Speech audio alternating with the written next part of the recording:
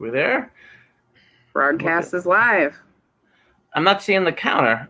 Oh, there it is. We are 10, live. 11, 12. Oh, mine says 4 seconds. So, hey, everybody.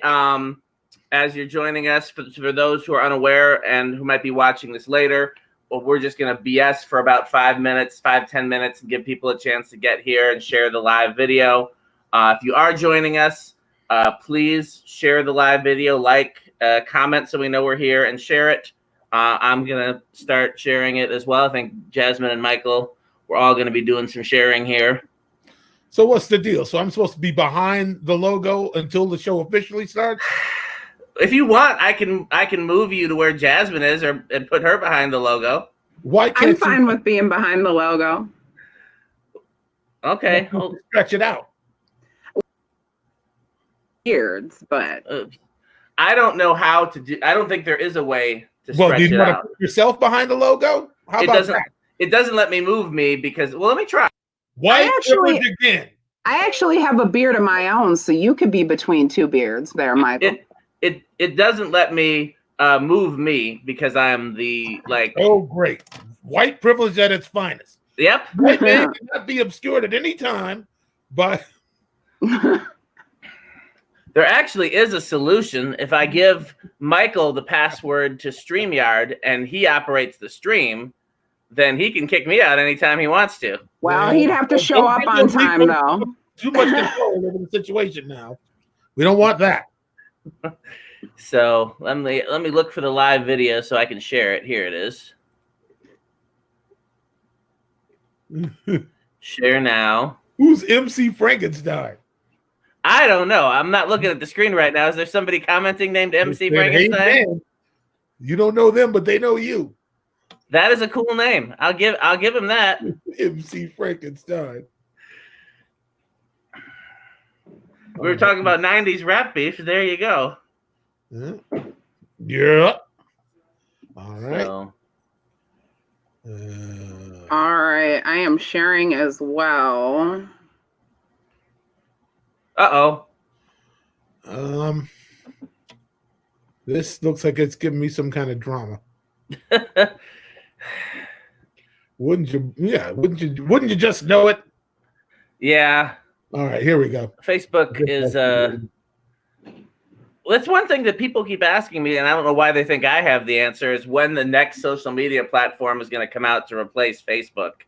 And it'll be owned by the same people. What difference does it make? Yeah, that's real. That's a real answer. All right. Let's see. I can't figure out. It is not giving me the option. I found the live video, but it's giving me the option to save but not share. Interesting. Let's see if anybody. Okay, I'm going back to. Oh, here we go.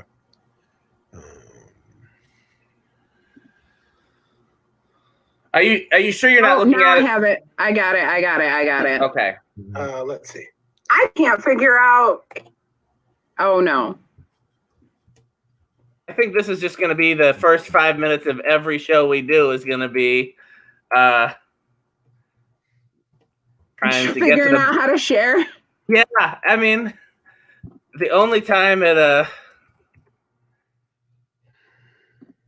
I just tagged both of you guys. Hey, Mark Wilson. Hey, Brandy. I see you guys.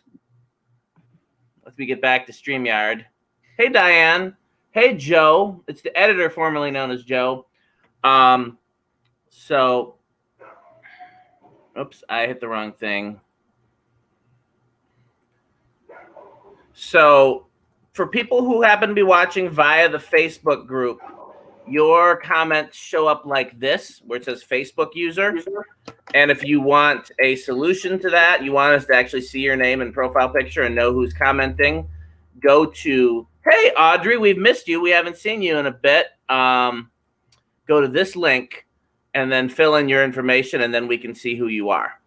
We got so here's just an example of. Put Jazmin in the middle so they see that she's here. Okay. Oh, there you go. What'd you just do? I just took the comment down because we haven't actually. Oh, okay. Yeah, I see the two of you.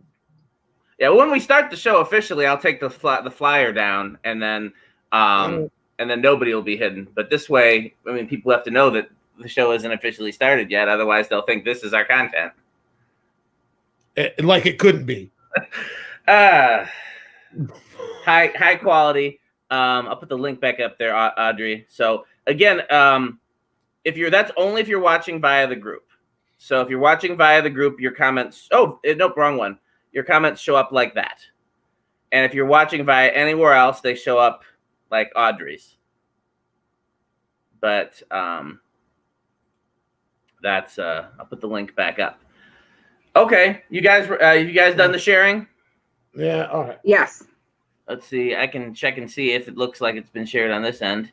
I see Jazmin Koenig shared it, so that's good.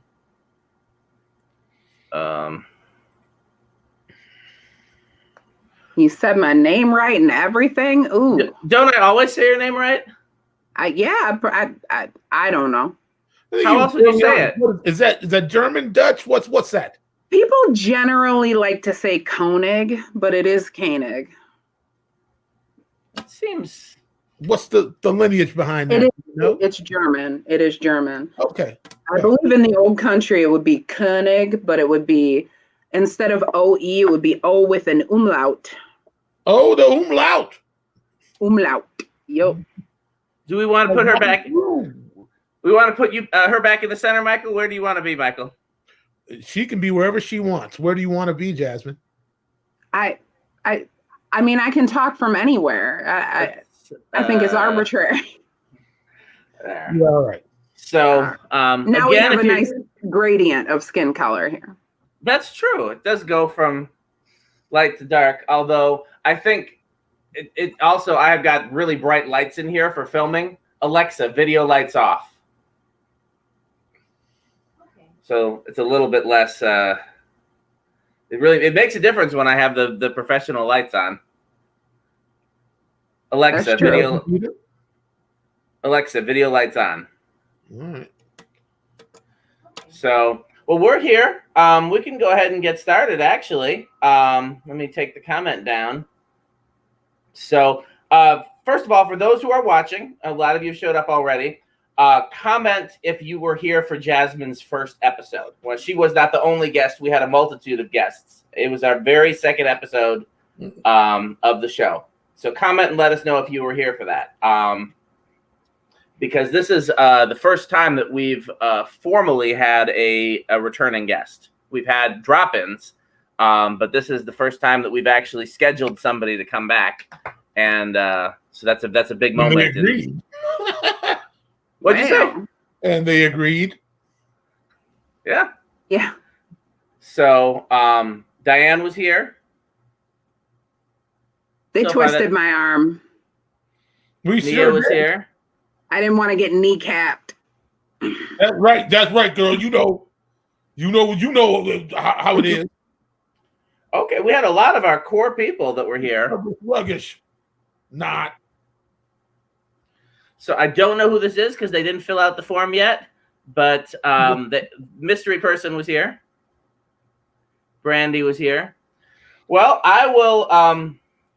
While everybody's getting here, I will introduce the greatest co-host in the world, greatest drummer on the planet. Oh boy, one of my favorite minds, one of my favorite people to discuss any subject with. Just a brilliant musician, a brilliant mind, and a good friend, Mr. Michael Bland. I'm going to get it right on the first try. He is over there. And to my far right? I can't get with this mirrored screen. I don't know how to. Yes, you're right, our left. You've all seen him before. 23 days. Hey, Misha. In the hospital. 11 of them just in the void. Came out better, faster, stronger. Holy Ghost organ. Lightning licks on the guitar.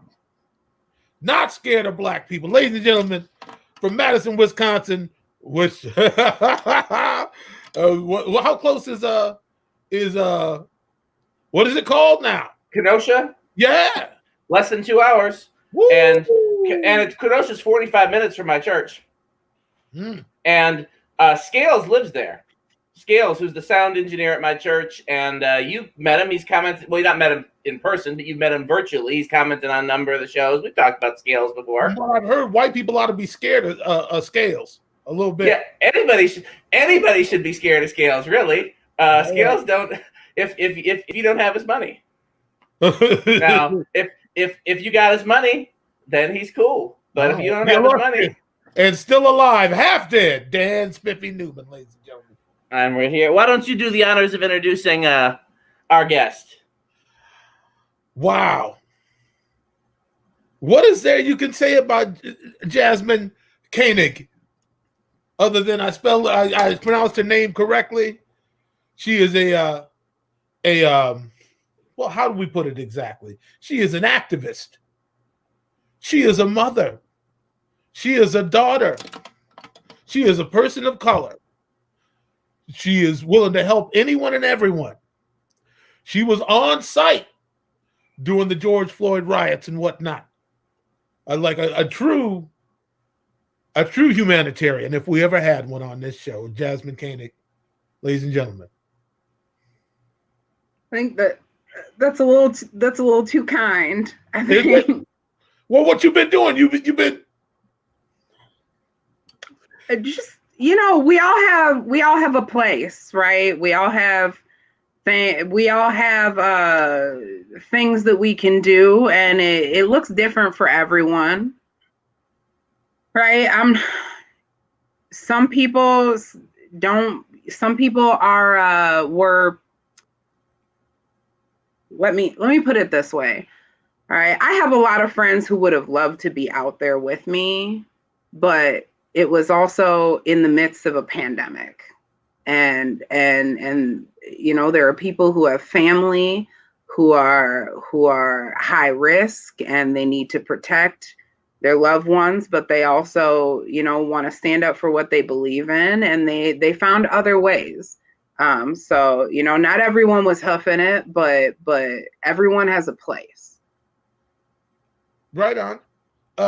I mean, we know what happened. How do you feel about things since? Have you had any revelations, any, epiphanies about the situation?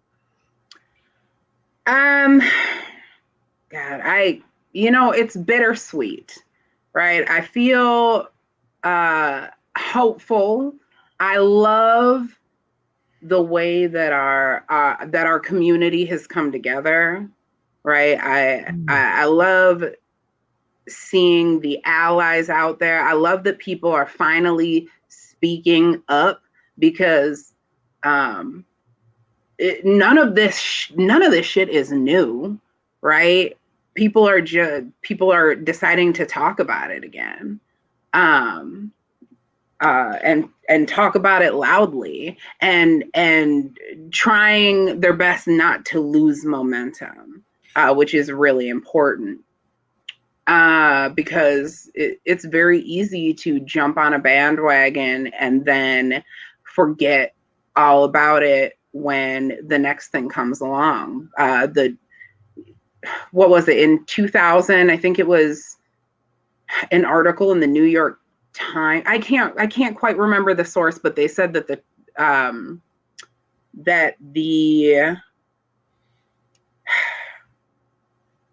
one of the biggest, I'm so sorry, I'm having trouble collecting my thoughts here. One of the biggest issues that we have is that our attention span these days is so short. And the 24-hour news cycle is so overwhelming. There's always something new. There's always something to distract you, to pull your attention. And that's really utilized as a weapon to purposefully try and distract us. So we really need to focus on the things that need our attention, and be aware of the fact that, that there are blatant attempts to distract us. Mm-hmm. I'm also, on the other hand, the, two sides of the same coin, there are times when I feel very bleak, right? I feel like progress is made, and then an executive order is signed. There's always an executive order to, one step forward and two steps back. Like, what are we supposed to do when the powers that be, the leadership is working against us? Like, it's hard at times to keep your head up and to feel hope, to maintain that hope. Yeah, I agree, and I guess that's one of the main reasons I don't like bringing the president's name up on this show, because I feel like he's doing plenty to keep the confusion up, but I mean, he is a reflection as much as anything else. He's a reflection of a very real, quadrant of people in this country. And people want to you blame Trump for what Trump is actively doing. Yeah, the executive orders and whatnot, but I mean the rest of it, we got some real racists, and his support doesn't come from nowhere. Who knew so many of them came from up north? Came from from the northern states. Who knew the flyover zone was chock full of racist people? Yeah, in my own city. Yeah, and I also think that you can just leave it. Supreme Court we can't be discriminated against. 2 days later, Trump. Okay. Yeah. Well, that's it. And the other thing is, and I've said this many times on this show before, that people want to pair benevolence and intelligence often, and it's a common thing to get kind of confused about. Like, listen, you may not like what Hitler was doing in Germany, but he almost got away with it. Like, that's some smart people behind Hitler. Some people, some smart people in the world want to sow death and destruction for the sake of their own gain. And that's just the reality of it. It's not a matter of, people being stupid. It's just, yeah. It's, go ahead. I see your mouth. Well, Hitler wasn't stupid. He was a dork. He was a dork. Yeah. But he wasn't stupid, but he also got a lot of his ideas on how to alienate people and on how to turn people against Jews and other people who were not fitting his form of the Aryan nation or what have you, from Jim Crow laws. They sure. From the laws that we had in the U.S., they took a lot of those ideas from us. Yeah, we helped. Some of us. Yeah. Yeah. I mean, I guess I'm not trying to be sensational about it. I'm just saying people think that, I mean, there's some really smart people behind Trump who have an agenda that they're pushing. What I don't like about the media is they're only going to, broadcast. They're only going to cover whatever's good for them. Whatever good for ratings, whatever, you know what I mean? There's a lot of stuff going on still. I mean, I don't know if it's every day, but somebody black is dying, if not every day, almost every day, and they only cover it when it becomes convenient for them. Now, these things are still going on. I keep going on my page. Just every once in a while, I'll just go, Flint still doesn't have drinkable water. Yeah. What kind of craziness is that? Just as an example, you guys are both in, Jazmin, you're back in Minneapolis, right? You're not still in Wisconsin, right? Correct. And I know Michael's in Minneapolis. So did either of you, other than on my page, did either of you hear about the black man that was shot by police here in technically in Monona, Wisconsin, maybe 3 days ago. Did it make the news up in Minneapolis, which is not that far from here? I thought I might have seen some little blurb about it, but I definitely don't know what happened. It was like 3 to 5 miles from my house. They were pulling somebody over for reckless driving, and the official story is he got out of his car, then he went back to his car and shot himself. And I saw that. Yes. Yes, I did. Yeah. But on social media. But I'm also from Wisconsin. Right. I didn't see it on the news. I don't think it did make the news, and that was kind of my point. Is that if you guys saw it, it's because you have friends and family in the area. And I mean, how many examples like that happen every day? And I don't fault the media for reporting on what they think is newsworthy. That's what they're supposed to do. And unfortunately, the way that the system works is what's newsworthy is determined by what people want to see. And that's the definition of newsworthy is what, Okay, fair enough, man. Let me just interject here. Sure. We already know the president is up to only, no good, essentially. Let me just say it that way.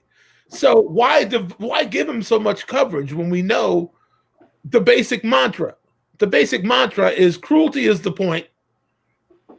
Let's eliminate every group who does not serve a purpose for us. So whatever he's doing, we know what the agenda is. There's no need to spend more time, more network time. He's taken up the airwaves. I mean, I understand what you're saying, and I agree to some extent, but also, I hate Trump. I don't use Twitter. I follow Trump on Twitter. When he decided to, that's how I first learned about the 1776 commission, right? Okay. That I was talking about before we went live here, which for anyone who doesn't know, Trump came out and said he's gonna sign he signed an executive, either is going to or did sign an executive order to create a national commission to push more pro-American history. And that's in direct response to the 1619 Project, which, focuses on enslaved Africans being brought to America and how that's, the beginning of America, sure. not signing the Declaration of Independence. So he started off with, anyway, but that's how I learned about that, right? So I want to be informed about that stuff. The problem is normally we would want to know about these things because he's doing terrible things. The issue is nobody cares about accountability anymore. And not only that, who's in a position to stop it? Which is what I'm saying is if you're gonna inform me of every single thing this dude is doing that's crossing the line, but nobody in a position to stop him is doing anything about it, then what's the point of knowing? Well, and I'd also like to point out that so I'm an election judge. I'm actually going to be a head election judge here at the general election in November, and I'd just like to point out how weak the turnout at the primaries was. I'd like to point out how weak the turnout at the midterm elections is, right? Because everybody wants to focus on the president, and the president did this or the president doesn't do this, but people forget that there are 3 branches of government. There's and the president signs the orders, but the legislature makes the laws. Good so point. Why aren't you out there voting for, why don't you know who your senators are? Why aren't you voting at the midterm elections. Like, there are people who go out there and just vote for the president and don't know who those other names are. Please, if you don't know who the names on your ballots are going to be, go to vote.org. You can fill out a whole survey on what your beliefs are, and it will tell you who falls most in line with what you believe. Right. And make sure you're voting at every chance that you get, because the president has the power it has because we give them the power they have. But if we focus more on those other branches of government, we can take some of that power back. It's crazy to me that how many votes would it take to defeat Mitch McConnell? Like, we're trying. I think the margin of victory is in the hundreds, not the thousands, right? We're talking about if X number of people in Kentucky voted for whoever's running against Mitch McConnell, it would drastically change the structure of our entire government at this point, because the executive branch, I'm talking about, Jazmin was talking about the three branches of government. The executive branch is actually the weakest branch of government. It has the least power out of all three branches, but because the Senate Majority Leader and the president are working together, they're pretty much able to accomplish pretty much anything they want without, and in answer to Michael's question, who's empowered to stop them? Only us at the voting booth, but we have to turn out in such strong numbers to override all the gerrymandering and the voter suppression and all of the things that are. Well, no doubt they're making it harder than it should have to be. And not only that, they vote like zombies. They just go. Like, hey, listen. They don't equivocate about like the nuanced thinking of it. They just, this is the way we're going, and then they consolidate their efforts, they allocate their resources, and they go out and they vote for who they want to keep in office. So, I mean, you talking about the primaries, you talking about midterms or Democrat. I'm sorry. Who are you saying that nobody turned out, or just like? No, it's just that the turnouts aren't what they should be. But yeah, I don't know whether someone's a Republican or a Democrat when they come in, because I wasn't at that particular station. Okay. But they do have to choose Republican or Democrat. I couldn't tell you. But generally, here's the thing, is we had a larger turnout than we've had before. And generally what that means is, when you have a larger turnout, it means you have typically younger voters coming out, and generally you do have more left-leaning voters coming out. But I hate to break it to y'all, the left is getting further right, and the moderate is getting further right, because the right keeps getting further right. So we need to check ourselves. Well, I've been a Democrat all my life, but I've also been very critical. And yeah, Democrats, my feeling, since civics class, probably, which they don't really have anymore, do they? They got civics class in high school. Oh, I mean it. You mean it indoctrination class? You mean? Yeah, same difference. Yeah. That's why I think it's so funny that Trump has the 1776 commission where he's like, pro-America, we're going to teach everybody to be more pro-America. I'm like, the school books have been doing this for hundreds of years. What are you talking about? We don't need that. But oh, good Lord, what was I had a thought that I was going to say. Civics class, left leaning. They're talking about how everything is shifted to the right. And I can't. Oh, No, I almost had it. That's all right. I mean, we generally just talk. Yeah, I mean, you telling us things that, well, you telling me some things that I had not considered, or maybe I hadn't noticed that trend, but I guess so. When, when the right goes further right, everything gets dragged further right. Yeah. I mean, Hillary Clinton back in, what was it? I don't know what decade it was, but prior to when Hillary Clinton started out, she was a Republican. Mm-hmm. Her positions haven't moved. She is more or less the same person politically when she was first starting out. But since everything has shifted to the right, she has gone from being a moderate Republican to a moderate Democrat. And the right would have you believe that she's a far left Democrat. I consider myself to be a moderate, but I get called all kinds of libtard and everything else because I believe in basic human rights and things that really shouldn't even be political, but somehow they've made it where that allegedly causes you to fall on the left side of the political spectrum. Well, and in a day and age where you can politicize whether you wear a mask or not, in consideration, blah blah blah, skippy, blase.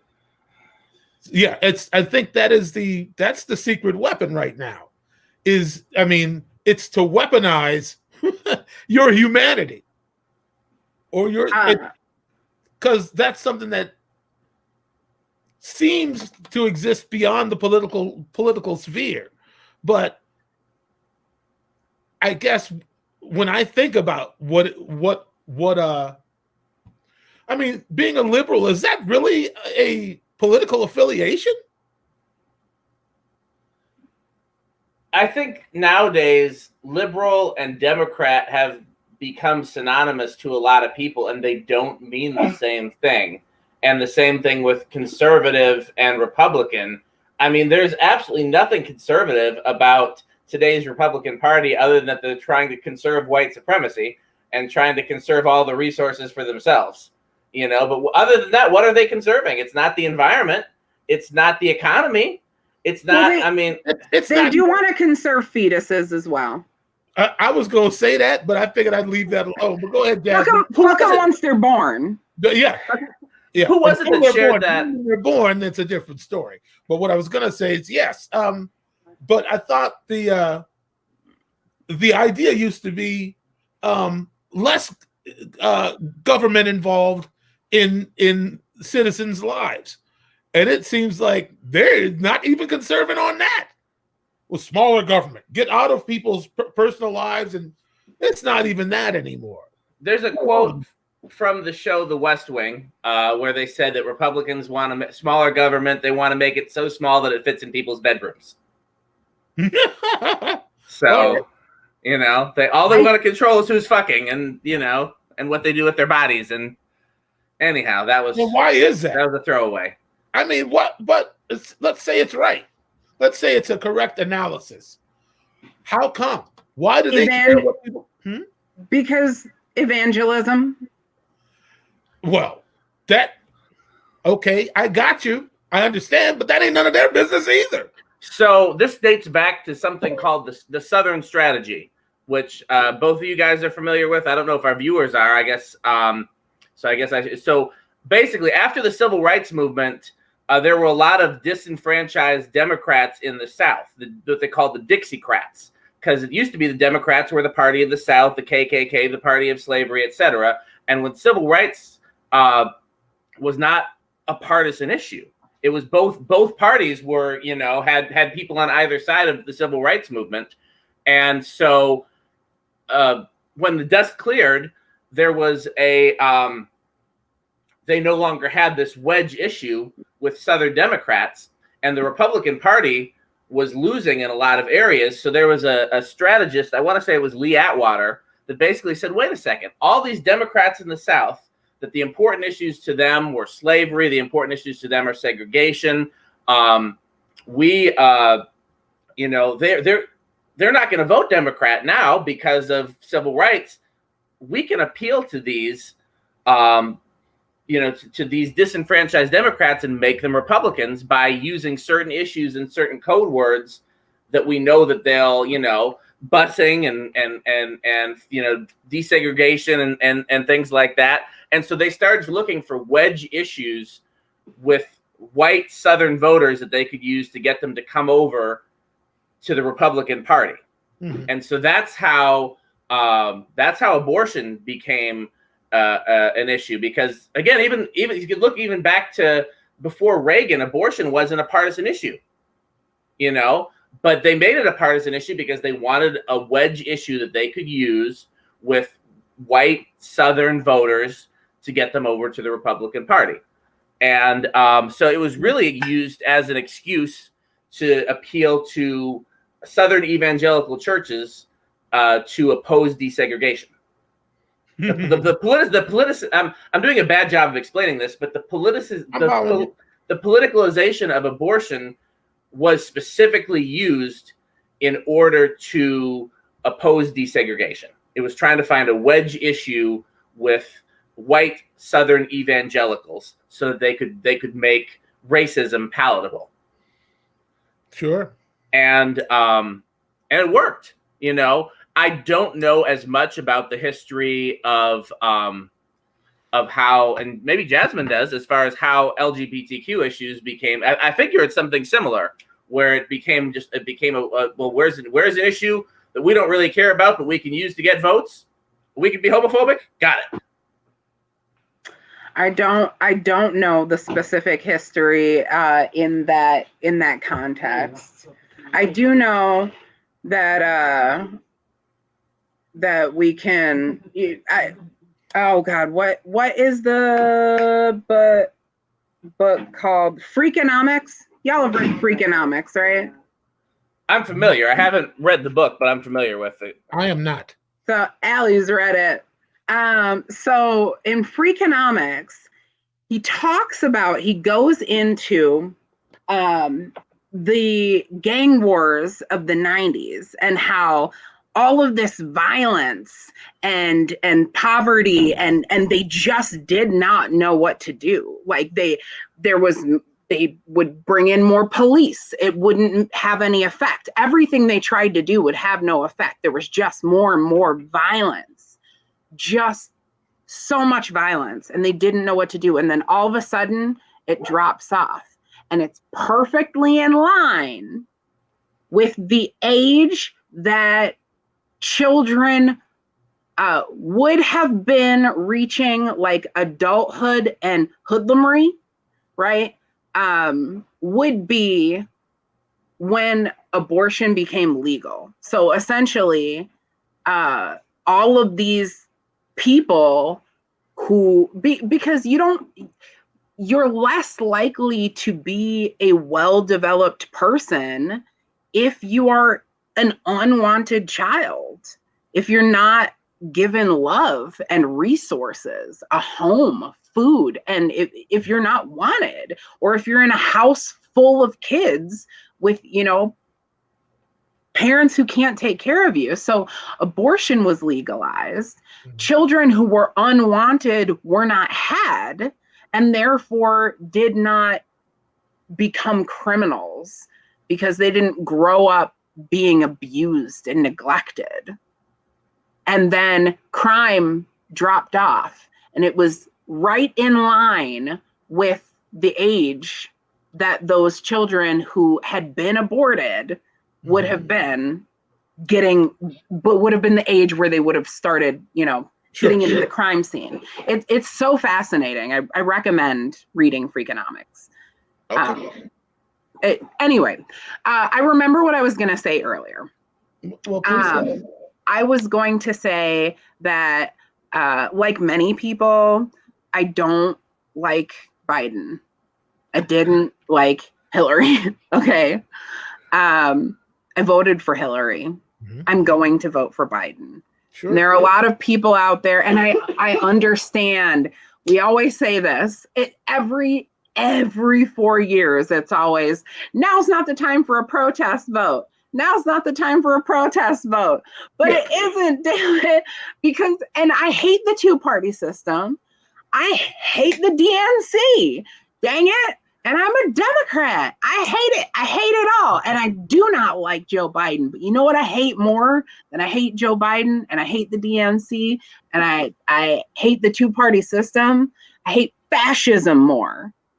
So like it disturbs me when people are like, you know, I blah blah blah this and that. Just because you don't like Trump, you're going to vote for Joe Biden. These are the things that are wrong with Joe Biden. And I'm like, well, yeah, but fascism. Like, need I say more? Fascism. No. Well, in case somebody doesn't understand, go tell them. Like, literally, for years, people have been using the whole Hitler thing. I looked on my phone today, and I saw like how Facebook shows you your past. Oh, your memories? Yeah. Yeah, your memories. And I had posted a meme it was a picture of Hitler, and it was like, oh, people, I had posted this. It was like, oh, people compared Bush to Hitler. Now they're comparing Obama to Hitler. How about we stop comparing people to Hitler until somebody is blah, blah, blah, this and that. And I'm like, now's the time to start comparing to Hitler. We have a fucking fascist. Like, fascism. It's scary. I don't want to stop you from yelling about fascism, but I just wanted to reply to something you said a few minutes ago, and then we can go back to yelling about fascism. Is like when people ask, when is the time for a protest vote? The primary. That's what primaries are for. Yes. You vote your conscience in the primary. You can even write somebody in the primary if you want to. That's when you vote your ideals. And then when you get to the general, that's when you look at it and say, okay, you know, who's going to be more helpful, who's going to cause more damage, because realistically, one of two people is going to win when it comes to the general. You know, even if we have more than two parties on the ballot, it's likely that you know, one of the candidates from either of the major parties is going to win. And I feel like most of the people that complain about protest votes don't vote in the primaries, like you were talking about earlier. Because if everybody voted in the primaries for the candidates that they're complaining about, those candidates would win some of the primaries. You know, go ahead. I was really holding. I mean, nothing against Kamala, and I'm certainly hoping that we do have a vice president, woman of color. That'd be fantastic. But I was truly hoping that he would choose Elizabeth Warren, and then, you know, pass away, and then I'd still get Warren. That's a very dark solution, but I hear you. It's a solution. If you don't mind, I want to answer Chris's question just real quick. Do it. So, and this is just my opinion, and maybe Jazmin or Michael will disagree with me and correct me, but I mean, in all of the recent cases, it's been the candidate that the voters picked. No, the DNC didn't necessarily push Biden. More voters picked Biden than did any of the other candidates, and arguably the same thing is true with Hillary Clinton. We can go into the whole backstory about that everybody's probably familiar with anyways, but arguably that's the case. These are who the Democratic voters are picking, and it's because people are scared of change. We want the familiar, we want the used to. Change is great in theory, and all the, you know, the stuff that Elizabeth Warren and Bernie Sanders are proposing sounds great in theory, and until people start worrying, well, could that mean a difference for me? Is my life going to be different? And so instead of taking a chance on something that could be way better, they stick with the familiar. And even a candidate like Trump that seems like he's different than the establishment is still just reinforcing the familiar, because he's reinforcing the things that they like that are familiar: racism, bigotry, sexism. Yeah. And somebody said, and I don't know the origins of the quote, that people ask for change, but what they really, really want is that they'll wake up tomorrow and tomorrow will be basically just like today. And that governs our voting and the candidates we end up more than anything else, because people are scared of change.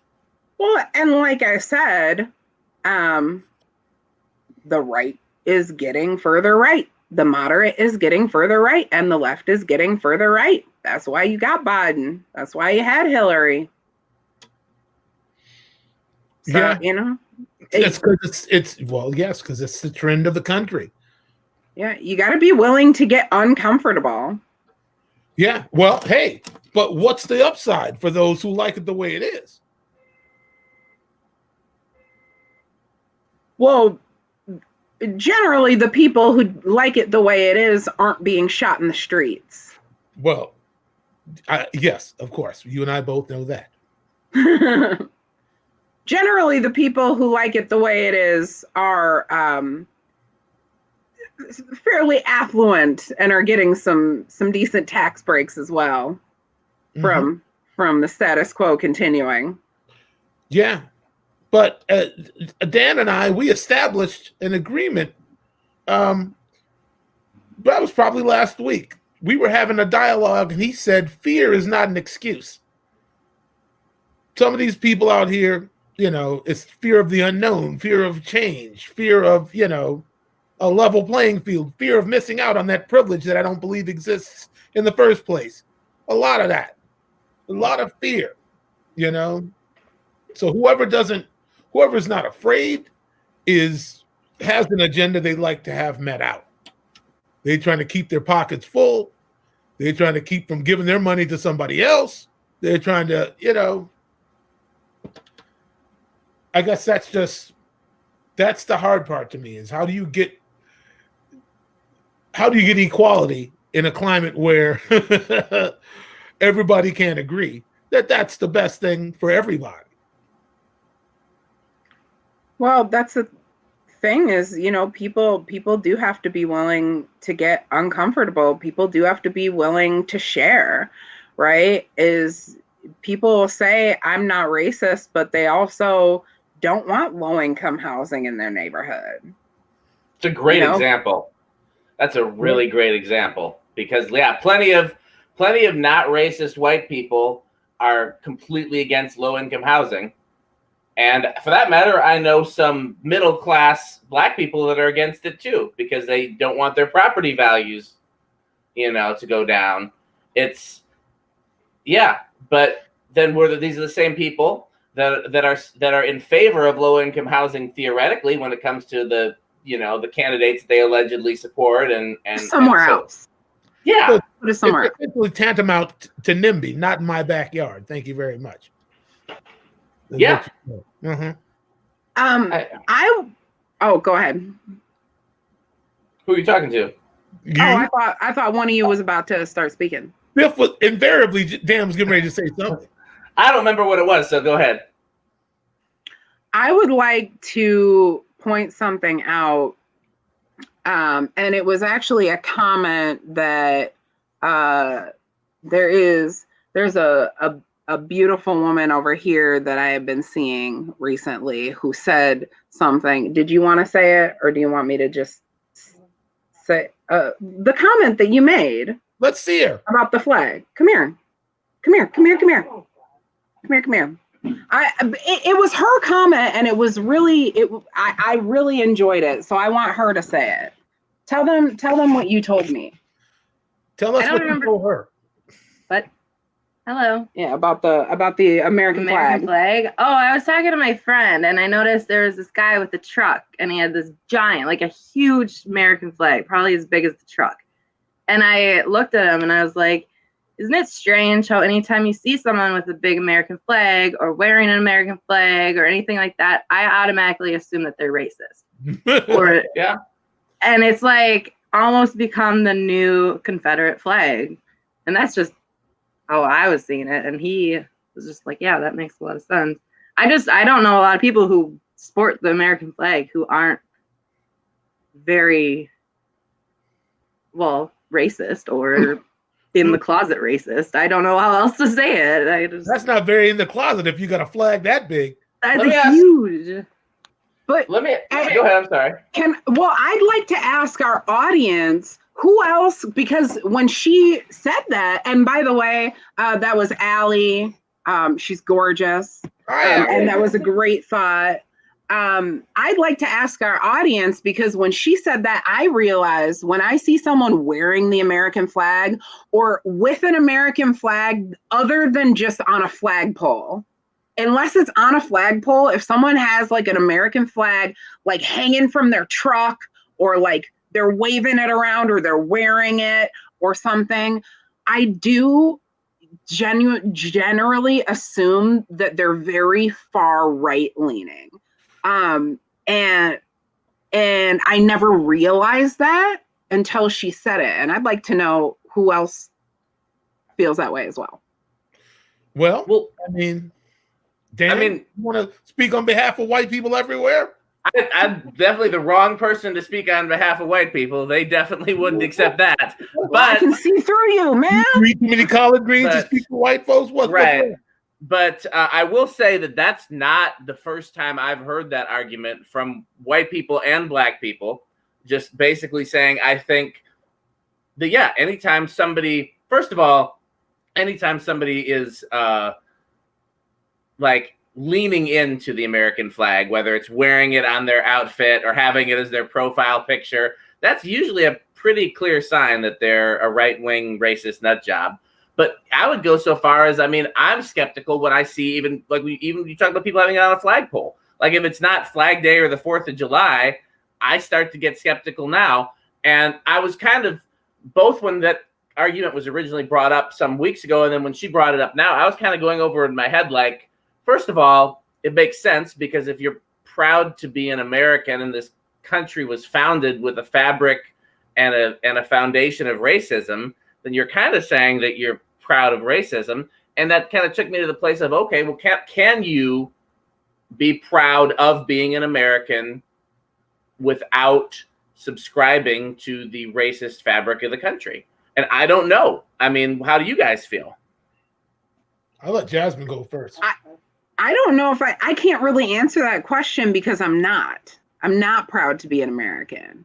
If I were traveling overseas, I would be absolutely ashamed to say I would, oh, good Lord. No, I'm not proud to be an American. So I can't say whether you can be or not.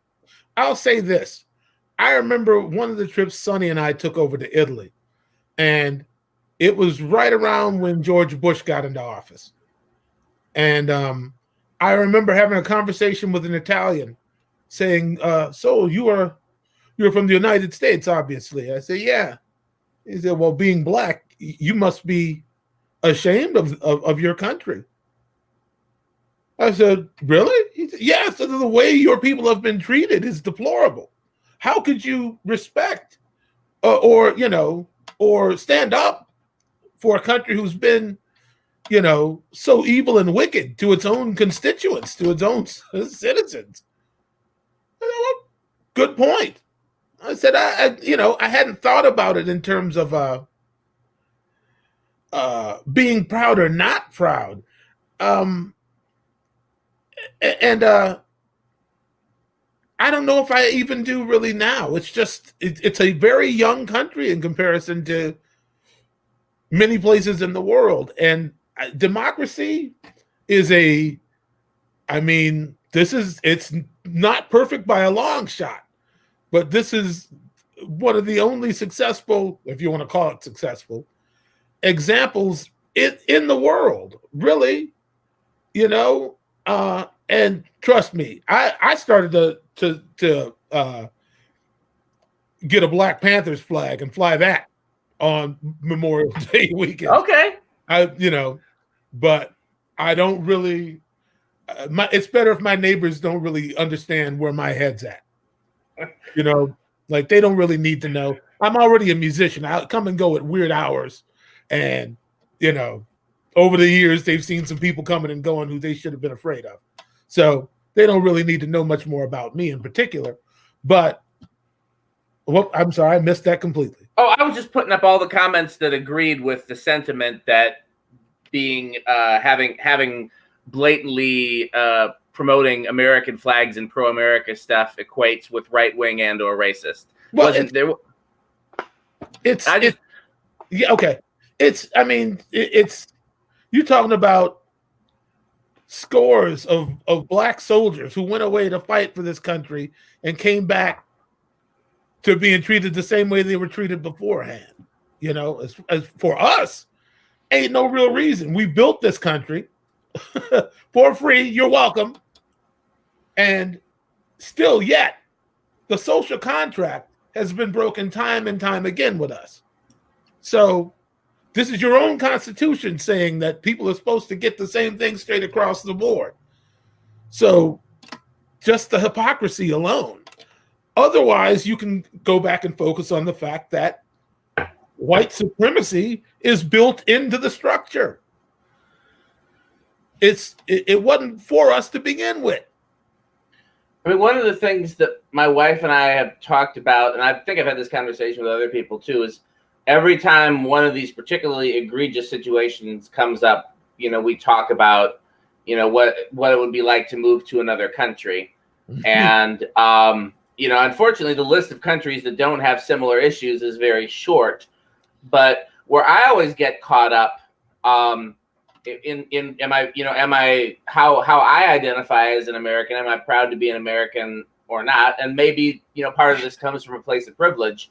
But like all of the thing is, as much as I resent the things that we're discussing, pretty much all the things that I love in the world came from here. You know, all the music that I love was created here. Most of the food that I love was created here. You know, a lot of that was by accident, though. A lot of that was by force. Yeah. Well, most of it was done most of it was done through oppression and people being oppressed. I mean, pretty much every great American art form comes from Black culture, which was, which wouldn't exist in its current form if not for, the history of oppression. Oh yeah, there are a lot of things that I enjoy very much.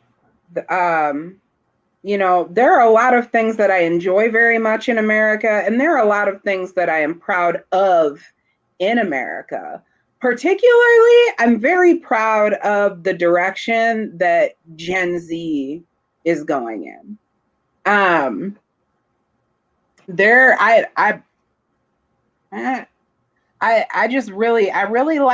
really like the direction that Gen Z's head is in, and I think that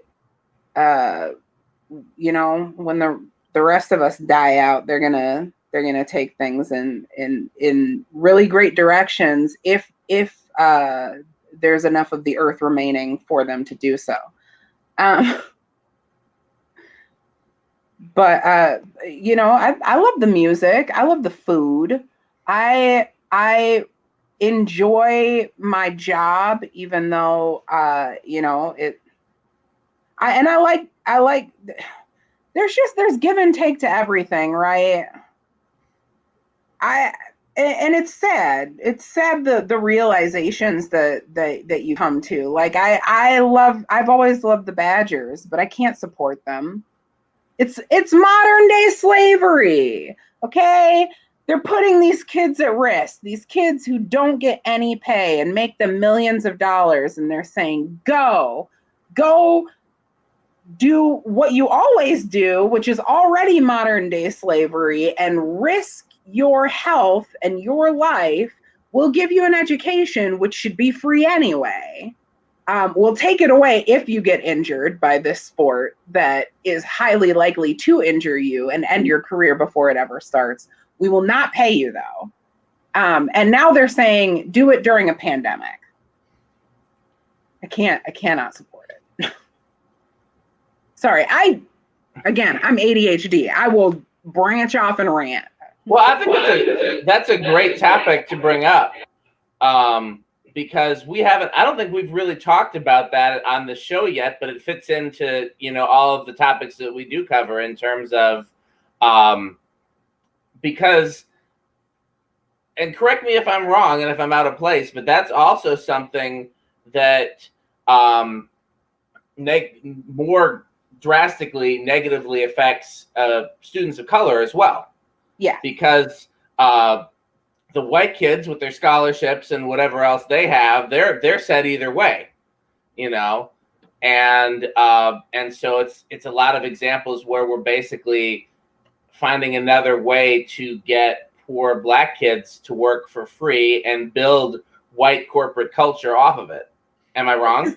Yeah, well, you take these Black kids out of and not just Black kids, but yes, they are disproportionately affected out of, you know, oftentimes rough neighborhoods, oftentimes out of families where, you know, where they don't have family members who have gone to college before and have, you know, are told, this is how you're going to make something of yourself. This is your ticket out. You don't get paid for it, but if you do a really good job and you don't get hurt, then maybe you'll be able to go and you know, make something of yourself. But it's just. Do you want to even touch on the gender inequality of it too, or is that not even? I mean, because that seems almost worse. If it were possible. Yeah, there are I don't even know what to. I feel like you just said it all right there. I mean, I remember even just talking about pro sports. I remember being shocked when I learned about the pay disparities between the NBA and the WNBA. And I get that fewer people watch the WNBA, and we can go into why that is, you know, as well. But I mean, they have the money to pay them more, even with the current. Anyhow, that's another, you know, that's a whole nother tangent. Well, I mean, if we're gonna talk about gender, let's talk about the post I made at work. What was it? Go ahead. So what was it? 2 weeks ago, 2.5 weeks ago, we saw at work, there was a post on our intranet. And I think last time I was here, I believe I was talking about Juneteenth and how I read what I had posted about Juneteenth at work. I think I read that whole thing out about how, you know, it's racist to celebrate, to give us off for July 4th, but not for Juneteenth. I believe that was a part of my segment. So now I can see that pissing off the white people. Yeah. Well, actually, I got a lot of props for that. And we ended up having some conversations about that. And I'm hopeful that next year it will be different. But it is. It is racist to take off July 4th and not Juneteenth. Because everyone wasn't independent. Okay? We weren't all truly independent until Juneteenth. Fuck July 4th. I don't celebrate it. I'll take that day. I'll take the day off. You want to give it to me? We can still cook some brats. Yeah. Anyway. Johnsonville. So, Women's Equality Day, National Women's Equality Day. This was the 100th anniversary of women's suffrage. For those of you who don't know what suffrage is, it sounds really bad, but it means women got to vote. 100 years ago, women got to vote. Well, white women got to vote. They still think it's bad. So Stanton and B. Anthony, who are famed for heading, you know, that movement, were staunch against women of color, women of any color. I'm not just talking about Black women being able to vote. We have another 44 years to go before we can celebrate 100 years of all women being able to vote. And I'm not saying that it shouldn't be celebrated that women were able to vote, but that is an arbitrary date in my mind. it marks the beginning of white feminism, which is still something that can be celebrated, but give it some context and don't just celebrate it like this is when women could vote and act like there aren't so many people being left out, just like with 4th of July. Preach. A lot of people don't realize that the feminist movement was not for every woman in this country. Well, there are still like TERFs out there too. It was about trying to get in on the ground floor of the power structure of this country. It's trying to match, and share power with obviously who was in power. It was just white men. A lot of people they miss that about feminism. They are white. Call it white feminism even. To my knowledge, well, you know what? I just got very, I just caught my own reflection and realized I'm preaching to somebody who knows a whole lot more about the situation. So let me just and suck all that back up, Jazmin. I think that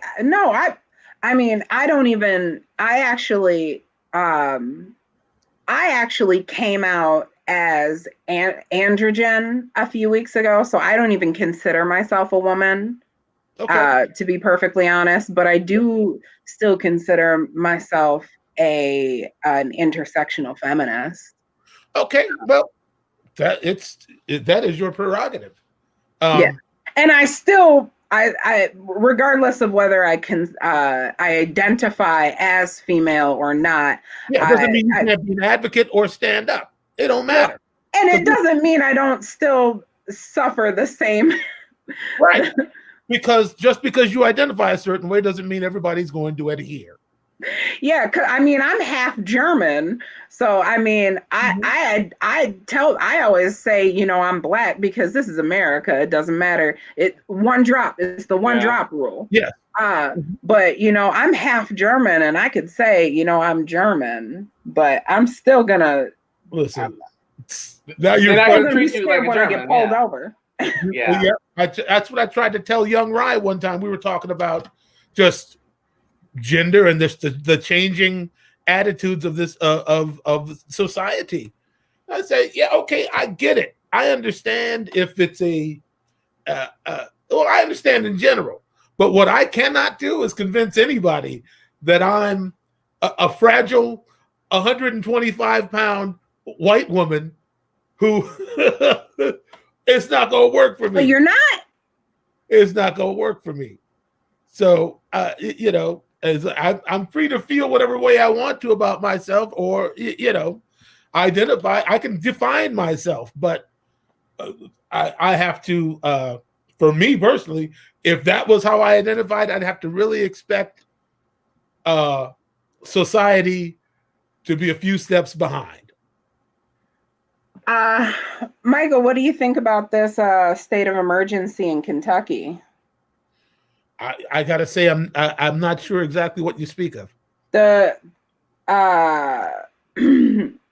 are gearing up to tell us the results of whether they are going to be charging the police officers who, and you know what? Actually, give me just a second because I'm tired of this. You look at their names? Yes, because I'm tired of the names not going out there. I'm going to remind myself of the names and remind everyone else of the names here. Okay. It's a shame that you know what she's talking about, Dan? I know exactly what she's talking about, but I'll wait and give her the floor to talk about it. But yeah, no, go ahead and speak while I'm looking up these names, please. Yeah, Dan. so they're going to make an announcement in the Breonna Taylor case late either tonight. Maybe they've already made the announcement. They hadn't at the point in time in which we started the show, or tomorrow. And they have already declared a state of emergency in Louisville and put in like curfew and restrictions and enforcement against protests and rioting and stuff like that in anticipation of this announcement. And if they're already locking down before the announcement has been made, then we kind of already know what the announcement's going to be, and it's not going to be good. Well, I don't know. Well, I could agree. I could simply go along with it. But I mean, the bottom line is these days, no matter who's upset, there's going to be some smoke in the city and some furniture moving. So, the white people could be just as mad, on the opposite side of it. Just to remind everyone, that would be Jonathan Mattingly, Brett Hankinson, and Miles Cosgrove. These are the cops? Yes. Okay. These are the officers who participated in the murder of Breonna Taylor.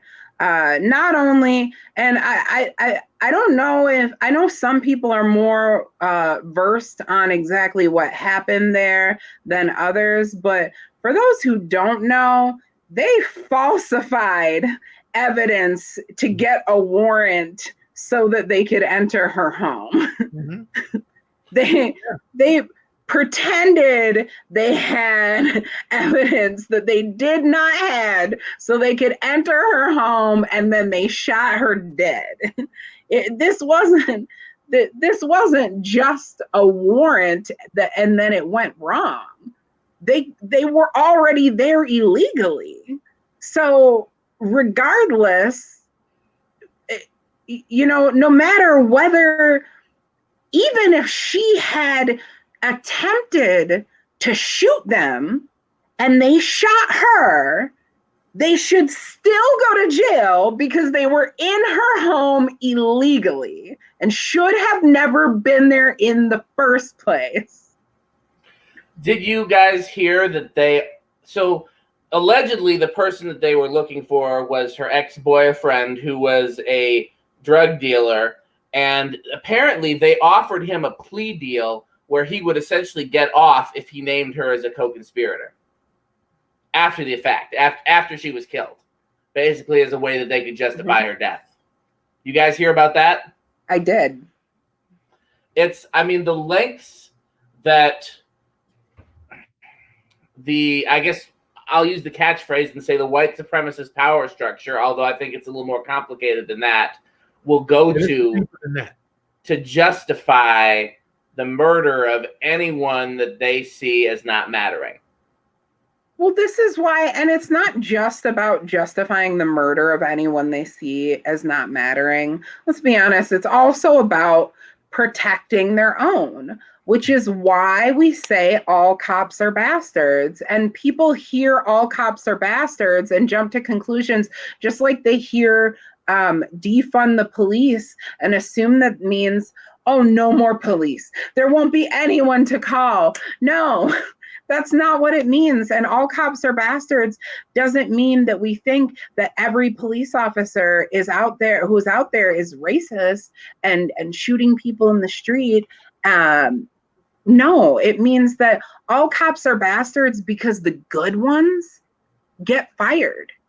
The ones who do what they should be doing, the ones who call the other cops out, the ones who don't just fall in line with that good old boys club shit, either get killed or fired. Yeah. So that's why all cops are bastards, because you either ignore it, become a part of it, or you're removed in one way or another. I hear you on that. I get it. Some people are never going to give up the ghost because somebody in their family was a police officer or somebody they know. That narrative is going to continue.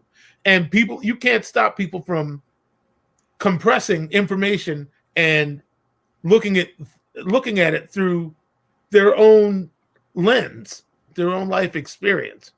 So there's always going to be some scragglers and somebody standing up for it because they're in their feelings about it. You're muted. I don't know why. She might have muted herself. Oh, okay. It happens. Sorry about that. You didn't want to. Okay. I You know, I had a little comment from a girl. All right. She's trying to set up date night for later is what she's trying to do. You heard all the compliments she gave her earlier. She's got a plan. So yeah, we're not gonna keep you too long, Dan. We're gonna be off at 9:00. I'm gonna call the authorities. If you 8:59, you're not wrapping it up. I thought, wait a second, all cops are bastards now. What authorities? And then Zuckerberg ain't that much better. I don't know what authorities we got. So, not to jump topics, but I do want to make sure we talk about, since we have the gift of having you here, talk about. So first of all, you know, a lot of the people that are with us tonight were with us for the first time you were here, but a lot of them weren't. And just talking about your experiences on the ground in like some of the first protests that made the national news this time around. And, you know, as well as just kind of touching on, I mean, what's going on in Minneapolis today that people who aren't from there might not necessarily know. Are protests still happening? Are people still in the streets? Have we seen any changes? You know, has there been any positive outcome thus far? So I know I just gave you like 6 topics. Yeah. All right. So I guess we'll start with the beginning, right? I had to be out there. I had to go. I called my dad. I told him I was gonna go. And he was scared. And he begged me not to go. He said, there are other things that you can do. Please, I want you to be safe. Was your dad already down there? Was he already down there, or was he? I don't think he was at the time, but he was at one point. I will tell you that, like, her dad's a very well-respected musician in Minneapolis. And I found out about a lot of what was happening on the streets that wasn't making the news by watching him go live on Facebook. Yeah. He was very... Go ahead, sorry. Oh, no, it's fine. Because here's the thing is he doesn't care about his safety. He cares about mine.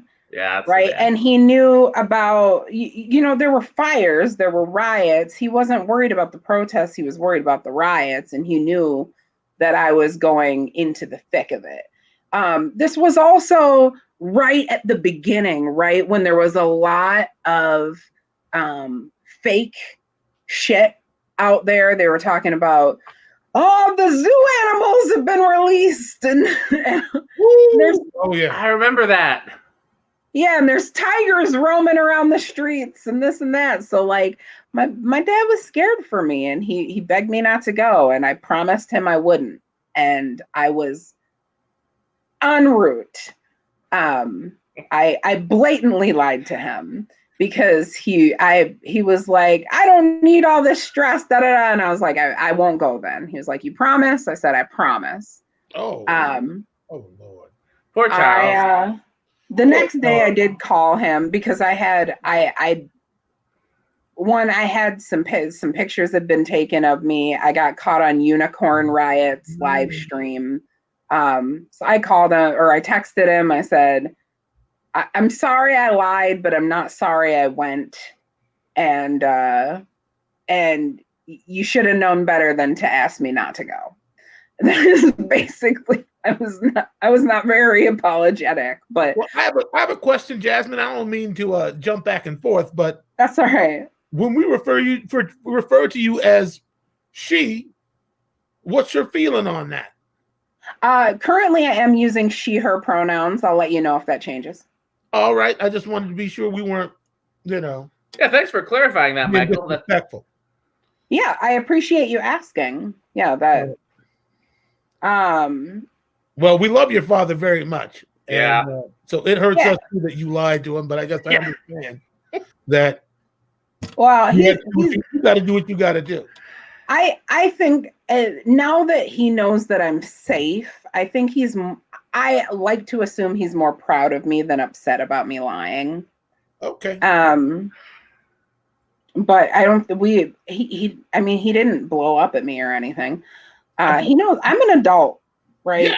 When it comes down to it, I'm 30 years old. Yes, I'm 51, but you know what? My mom looks at me the same as she did the day I was born. You can't outrun that. As a parent is going to see you the way they see you, and you can get grown up and big and bad all you want. I'm a living witness. Yeah, but I'm also a parent, right? And that was kind of my thing, was as a parent of a young Black man, I couldn't not be out there. I feel you. Mm-hmm. So there was, I was a part of a very peaceful protest. The first protest I was a part of was downtown. And it was a march. Mm-hmm. And a peaceful protest was met with violent reactions, with gas and rubber bullets. Sure. Is what we got in response. And man, when that gas hits you, it's just it's indescribable. You really can't. I really can't explain just how painful it is. You can't breathe, but also it just I don't know why I'm trying to describe it. I just said it's indescribable. It's indescribable, Michael. Stop trying to force me to describe it. Damn it. I don't remember asking you what it was like, but okay. So there were also a few days later when I was out, and we were met with the National Guard. When the National Guard came out, they had some of the vomit tanks, like the vomit canisters that they were throwing out too, as well as the gas canisters, and they were throwing those. They were directing those at us. I remember also, I was at the Wells Fargo over on, I'm not from Minneapolis. I can never remember the name. A what? Lake Street? Yeah, it was near Lake Street. I can't remember the cross sections, but there was a Wells Fargo that went up on the third day. Okay. On the third day, a Wells Fargo that went up, and I was there when it first started getting broken up into. And the next day I went past it and it was completely gone. Sure. I remember watching people looting Kmart.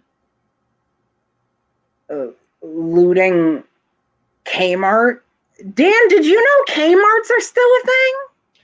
I have seen a few in like rural areas, but they've been gone here for decades. I did not know Kmarts were still a thing. I was like, how you look? Oh, damn. Anyway. Oh, blue light special. Yeah. With a Little Caesar's pizza. And the thing is, people were leaving this Kmart. Like the people I was seeing leaving this Kmart were leaving with like groceries and rugs. Like, I'm sure there were people who left with TVs and shit, but like, I don't know. What do you expect? I struggle with it. It's a double-edged blade, right? Because you have these places that are serving the community, which are being destroyed, and therefore this community is emaciated for some time while they rebuild, because they don't have all of the access to things that they had. But these are also like Target's fine. You know, these corporations, the corporations are fine. And these are also corporations that came into these communities and drove out small businesses and were working on emaciating the community themselves in a very different way. I'm a socialist, if you couldn't tell. I don't know. I just, when you break that social contract and you don't hear those outcries of these people in need, like, what do you expect? Eventually there is going to be an uprising. And when you tell people to pull themselves up by their bootstraps, which I find it hilarious that people still use that phrase literally, because that phrase was created like the reason that phrase was created is because it's physically impossible to do. It's making fun of it. Yeah, I like to say no bootstrap. You can't pull yourself up by your how? And that's the reason that phrase was created. But anyway, when you have these communities and you don't listen to the needs that they have, and then there's this opportunity and everything, of course you're going to grab a little something that you need for your family. Of course you are. Mm-hmm. Because you've never had the opportunity, and you don't know when you're going to have the opportunity again to have a 32-inch television. You know, there's mm-hmm.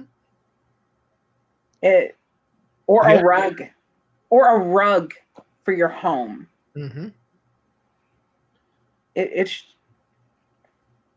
I don't know. And then there were people that I had to end friendships with, because I don't mind people disagreeing with the looting, but what I had an issue with were the people who would outcry about the looting. I had a friend who went on social media and said, if you agree with the looting that's going on right now, then you can unfriend me right now. And I said, deuces. And I wasn't for the looting, but that was the only comment he had. He had no other comment on everything that was going on, except for don't loot.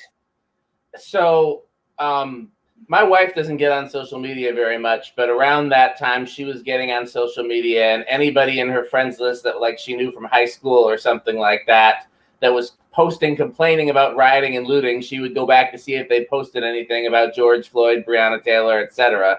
And if they didn't, then they got the axe.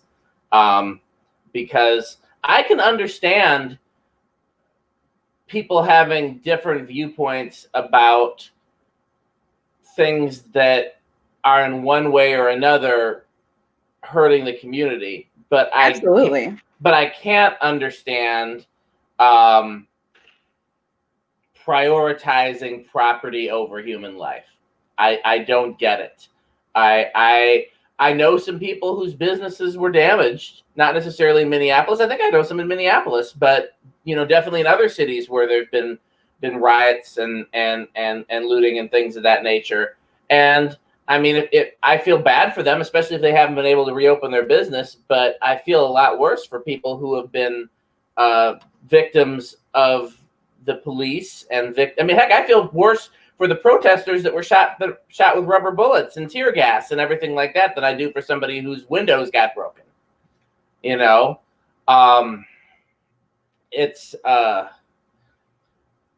especially because and some people have disagreed with me based on what they've seen, but in most of the examples that I've seen, the people that have been coming in and doing damage have not been the people that have been there to protest. You've had protests that have been peaceful, and then you've had people that have come in specifically to cause ruckus.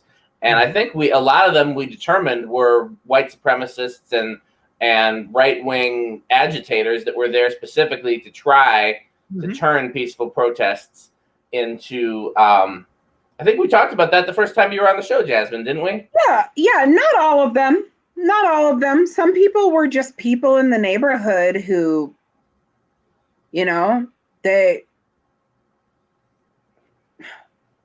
No, but some of them were people around. But yes, there were quite a few people who had flown in.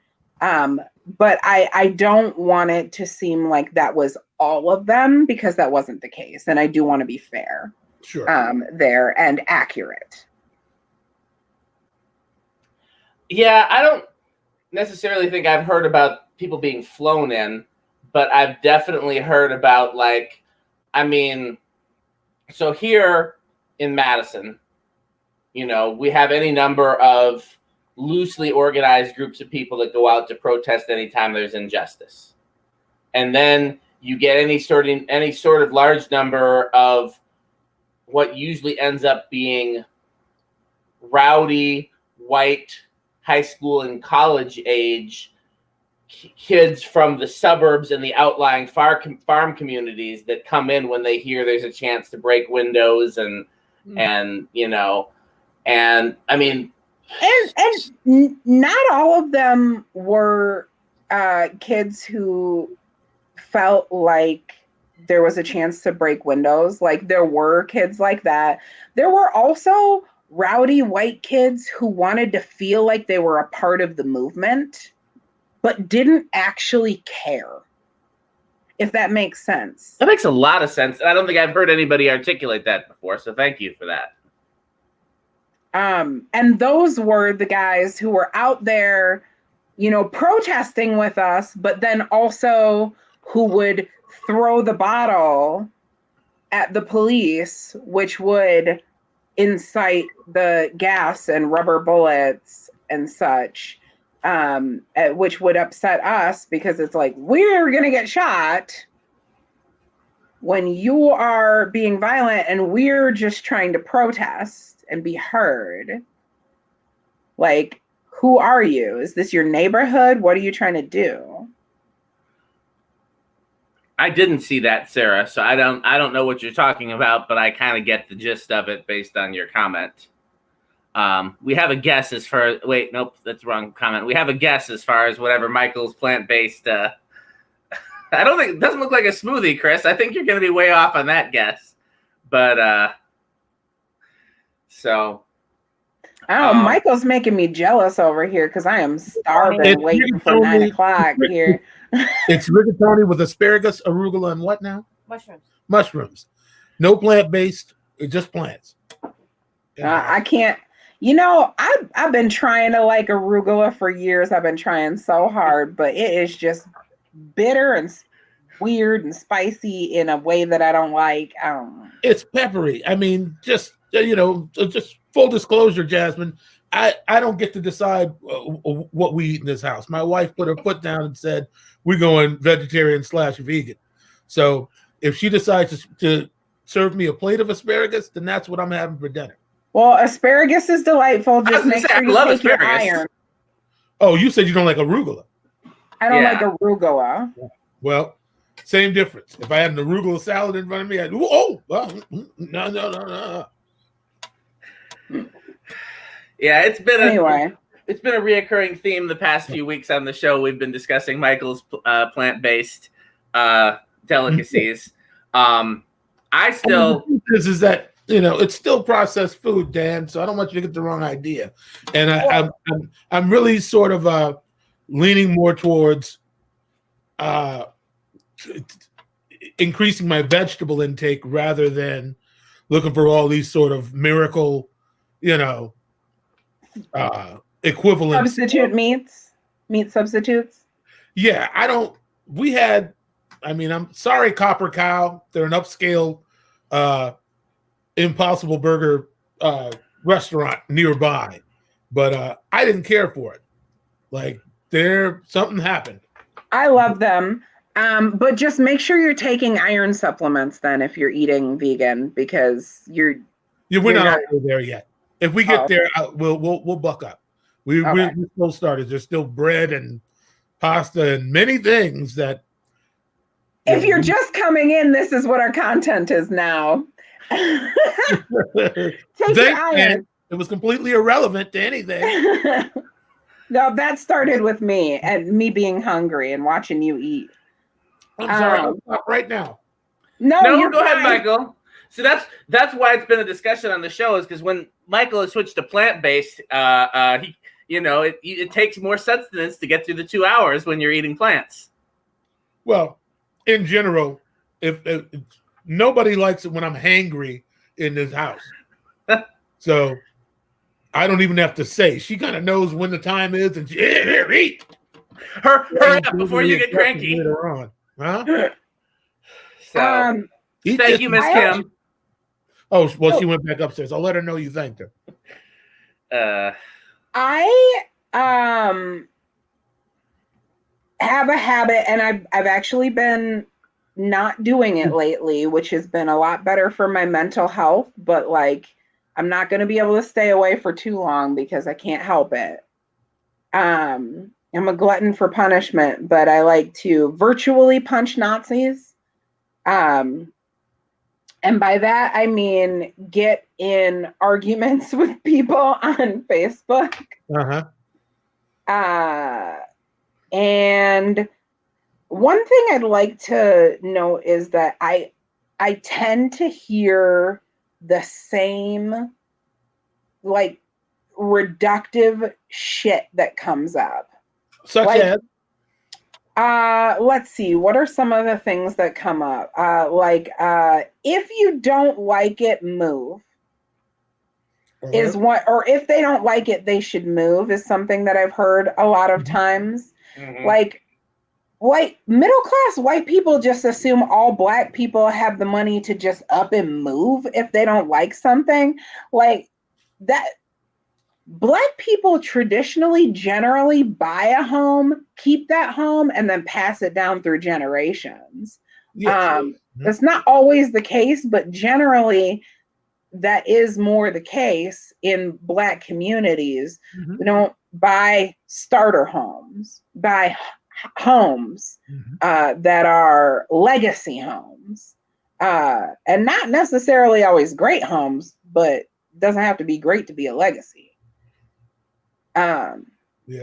So we're not, it's not so easy to just up and move if you don't like it. Well, not only that, I mean, what is that? I mean, this whole idea that if you don't like the country the way it is, I was talking about just like a neighborhood. Oh, so it's the same theme, huh?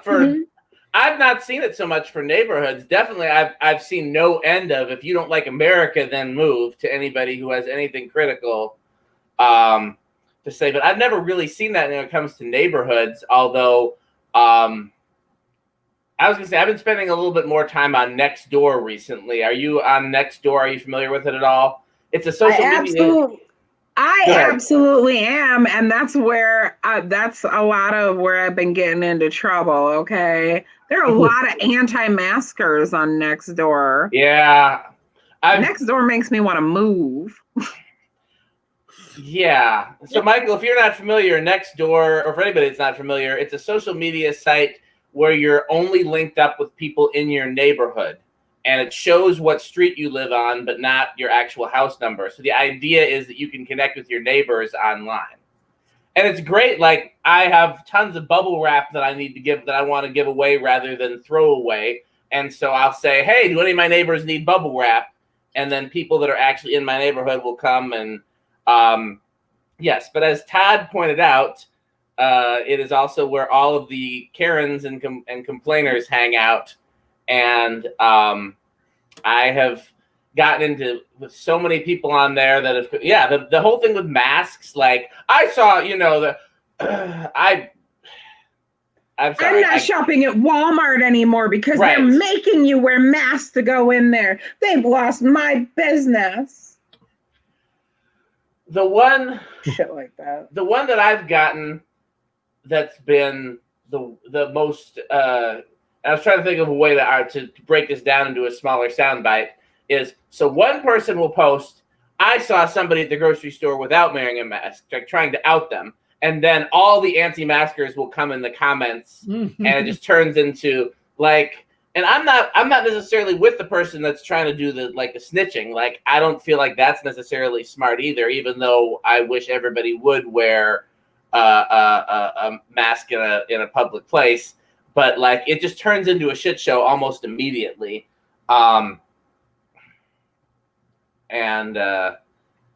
Yeah, so what you're saying is there's people on there that are basically saying move to a different neighborhood. They're not even saying leave the city. They're just saying, well, if you don't like this neighborhood, then move. Well, there was there was a specific thing. It came up on Nextdoor. Someone had posted or maybe it wasn't on Nextdoor. I don't remember. But somebody had posted an article or a link to a video of black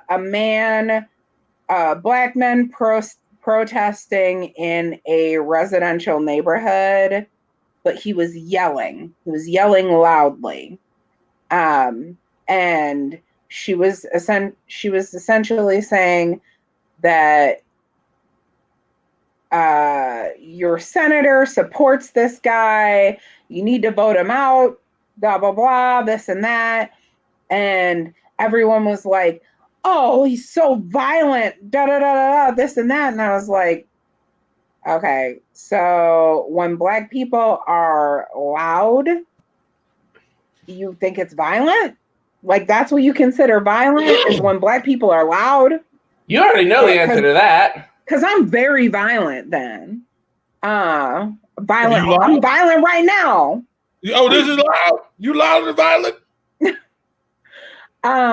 And there were other people who had said just some other things about, oh, well, he's, being forceful, and he's in their faces and this and that and shouldn't be there. And they're like, well, I was like, well, that's because these people are supporting certain policies that are extremely racist, and he is protesting peacefully, loudly, forcefully, but peacefully. And it may make you uncomfortable, but that's kind of the point of a protest. Exactly. Kind of the fucking point. That's what it's to disrupt. It's to interrupt the pattern. So one of the things I was thinking about today, and it didn't end up happening, but so I told you guys about the shooting that was a few miles from here, and that allegedly it was not a police-involved shooting because he shot himself. Because you know how people will run from the police and then run back to the police and shoot themselves. Well, so yeah, every day. Yeah. I did that last week. I know that about you, Jazmin. But so there have been several protests recently, as there should have been, and they've usually been shutting down major intersections. Some with like police escorts, and some just spontaneous protests that have happened.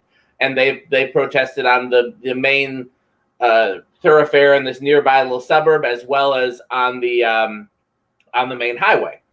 And it's a long story, but I had to run to the post office twice today, and part of that probably has to do with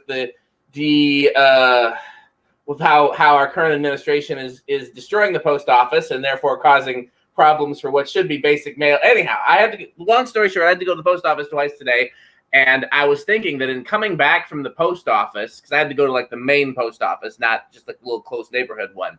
I'm like, I wonder if they protest and they shut down the main highway today, I might not make it back in time for the show.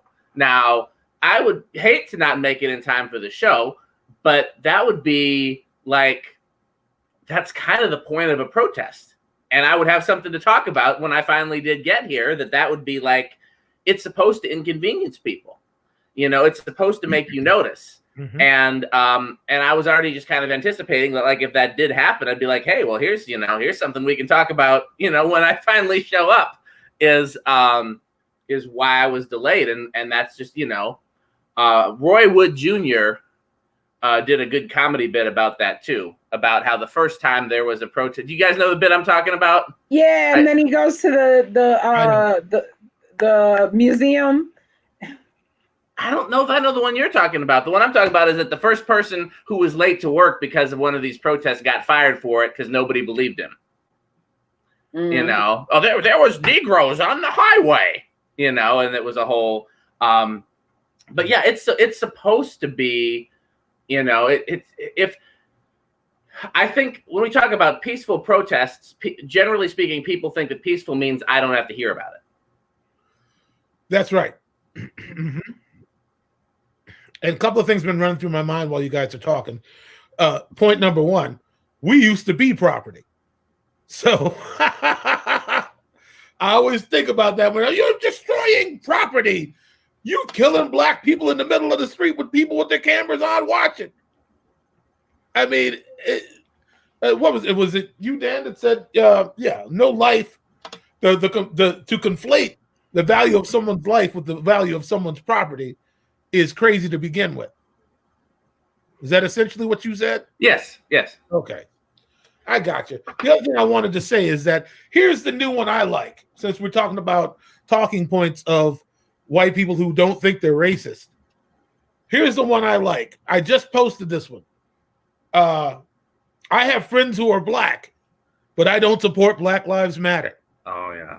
I have friends who are white, but I don't support the KKK. Like, well, wait a minute. So, who is this who's comparing or conflating the Black Lives Matter with the Klan? Didn't the Trump administration try to get Black Lives Matter designated a hate group? Am I making that up, or did that actually happen? I know there was talk about it. I'm pretty sure they tried. And it's a terrorist organization, blah, blah, blah. I heard something like that. It's crazy to me that people hear Black Lives Matter and think that means that someone else's life has to matter less. You know, But can I just interrupt and say that's how a lot of white people think? Yeah, absolutely. And also because every pro-white group in America has been anti-black. I mean, it's rational to imagine that that's what they think it means coming from us, but it don't. Well, because the whole concept of whiteness was created to oppress. Yeah, that's exactly. If I hear one more goddamn person tell me that Black Lives Matter is a terrible organization because it's a Marxist organization. If I hear Marxist organization one more time, here's my thing. Regardless, I don't even care if whether it is or isn't. I want those people to explain to me what Marxism is, because I have had those conversations. None of those people know what Marxism is. They do not know what Marxism is. It is not an ideology. It's a theory. It is a theory that capitalism won't work and eventually it will fall. It is a theory. I had somebody tell me that was on that same conversation, actually, the one that I was talking about on Facebook with the video. I never got into that. That's another one of the things that I heard was the whole Marxism thing. I was like, do you understand what Marxism is? Because you're just spouting propaganda. You know nothing about it, and you're just spouting propaganda. So you've clearly been indoctrinated. And she's like, oh, I know what it is. You don't know what you're talking about. I'm like, and what she explains to me or attempts to explain to me is she says Marxism is an ideology created by Stalin. This is what she says. Like, do you not know who Marx is? Do you not know why it's called Marxism? Clearly not. It was created by Karl Marx, and it's a theory, not an ideology. Well, I mean, the thing that bugs me more than anything is people try to equate Black Lives Matter with the people that founded it as though it's some sort of like religion or you know, or political party. Yeah. And because the other thing I always hear is, well, I can't support Black Lives Matter because they support LGBTQ rights. And let's never mind for a second that everybody should be supporting LGBTQ rights. Let's just throw that out the window for the time being. Yeah. Like my response to that is always, so what you're telling me is that Black LGBTQ lives shouldn't matter. And that usually shuts them up. Yeah. I mean, you can see it on my or on the actually page, my picture has changed since you grabbed it, but on the picture that you grabbed, Yeah, Todd Phipps, you're right about that. But I had Black Trans Lives Matter right up there, which is something that really needs to be spotted out there. And it's the only, it's the difference. Like, people get upset because they want to say all lives matter, and that's obvious. Like, you know, the issue is that there are people who believe that Black lives don't matter, which is why we put that on a spotlight. Yeah. There are people who there are transgender people who are killed every day as well, which is why we're putting that in the spotlight. Yeah. Do you have those? Go ahead, Michael. Sorry. That's willful ignorance, Jazmin. That's, you know, that's a flimsy argument. It's not even really an argument at all. It's only a deflection. People have always been threatened by Black people doing anything in this country other than playing sports for their entertainment or picking cotton. Where are my reparations at, by the way? I'm just saying, because white slave owners got reparations. I thought you were German. I'm just saying, white slave owners got reparations for their loss of property. Yeah, I learned about that recently within the last couple of years. I did not know. Oh, really? Yeah. They got for anyone who didn't know that, white slave owners, they got reparations because they were losing property. They lost property. Us. Right. I was going to say, in case anybody's not making the connection as to what that property was. Yeah. Yeah. Mm-hmm. Well, I mean, you'll get no argument from me there, Jazmin. Well, I know Mike, where you're at with it. I know Michael wanted to try to end on time. Jazmin, is there anything else you wanted to make sure that we covered?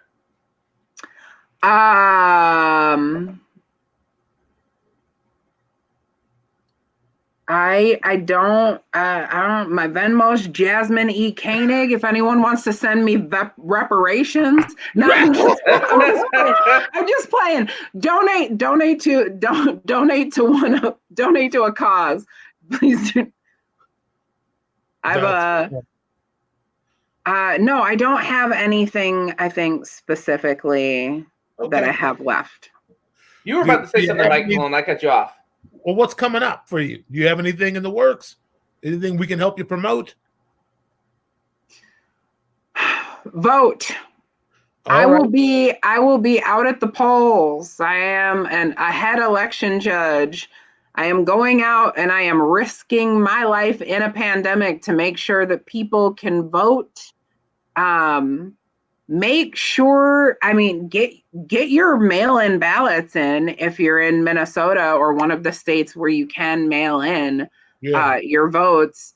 But if you can't do that, please go in and vote, or a lot of places you can hand your ballots in to City Hall the day before. Just look into what you can do to vote.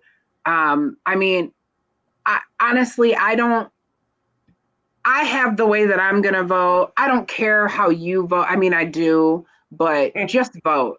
Like, have a voice. Otherwise, if you don't do it, don't bitch. If you don't vote, don't bitch. And make sure you vote in 2 years at the midterm elections. That shit is more important than the president. Jesse's asking, what is an election judge? An election judge are the poll workers. They're the people who work at your local polling station to make it work. So we count the ballots, we run the polling station. And so I am going to be a head election judge. So I'll be heading a polling station wherever they station me. Let me ask you a question real quick. Go ahead, Michael. Sorry. I'm sorry, man. I need to address Chris Lundholm because he's our brother. We haven't met him, but we love him already. We do. He's asking about how come Black trans lives. Yes, okay. And Jazmin, please. I mean, I got my own expression about it, but I'd rather you lead on this. Yeah.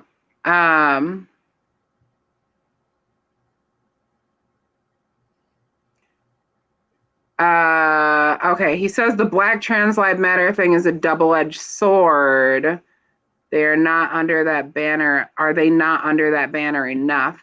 Oh, okay.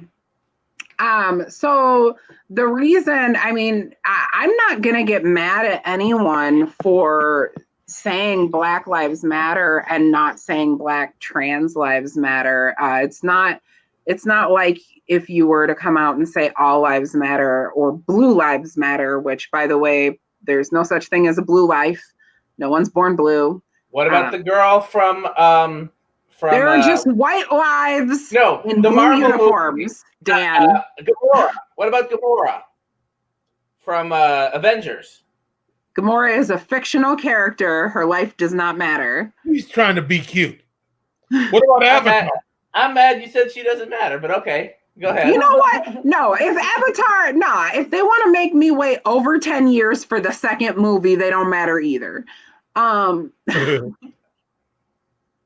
Anyway, so the reason why it's so important is because just like we are trying to outline Black lives because they are disproportionately murdered and killed, trans lives even more so. Absolutely. More than any other part of the LGBTQ community, more than any other minorities, trans lives are at risk and in danger all the time. So we do want to highlight that trans people go missing. They are murdered. I highly recommend, please, if you are watching this, there is a documentary on Netflix called, oh, please, Lord, give me the name. Everybody call out to Jesus on this show. Hold on. Disclosure. Yes, there's a documentary on Netflix called Disclosure. Excuse me and my ADHD here. And it really will answer that question for you. We are taught by movies and media specifically that there is something to disclose when there's not. Trans people don't have anything to disclose. And because media portrays it in a way where when you find out that someone is trans, it's always portrayed as if people were tricked and they're finding out that they were tricked. And there's generally vomiting. People feel that is the case in real life. Also, on television, trans women are often played by cis men or men who are assigned male at birth. So we get this idea that like a trans woman is actually a man in women's clothing, or that a trans man is actually a woman in men's clothing, when that's not the case. But these are the ideas that are ingrained into our heads by the media and the way that trans people are portrayed. And this causes a very dangerous society for trans people. Please watch Disclosure. It will answer this question much better than I can, but it is really important that we highlight that that we highlight Black trans lives or trans Black lives because they are even more disproportionately affected. I was looking. Go ahead, Michael. Sorry. I'm sorry, man. I was just going to say, and I hate to put my own people on Front Street all the time, but I also think that it's possible it could be motivated somewhat by the fact that there's still a lot of homophobia in the Black community. Like there's still judgment. There's a lot of transphobia in the gay community.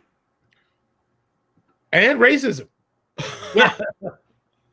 So, yeah, there's a lot of baggage and there's a lot of reasons to be specific. There's a lot of reasons for specificity. So they need all the support that they can get, which is why we're trying to highlight Black trans lives. You'll hear me say Black Lives Matter, but you'll hear me say Black trans lives matter as well and highlight that many times because it's necessary. Yeah, let me touch on something. I'm sorry, Dan, I don't keep the mean cutting you off. That's okay. Somebody, Brandy asked, like, well, why she has something to the effect of, why get something that tastes like meat if you're trying to stop eating meat? Or if you don't want, it's not that I want to stop eating meat, but there's not enough inspectors, at enough of the plants where meat is processed to know what you're getting anymore. I haven't lost the taste for meat. I just, and I don't have anything. It's not even really about, I'm not a particular advocate for leave the animals alone and don't, that ain't really me even there.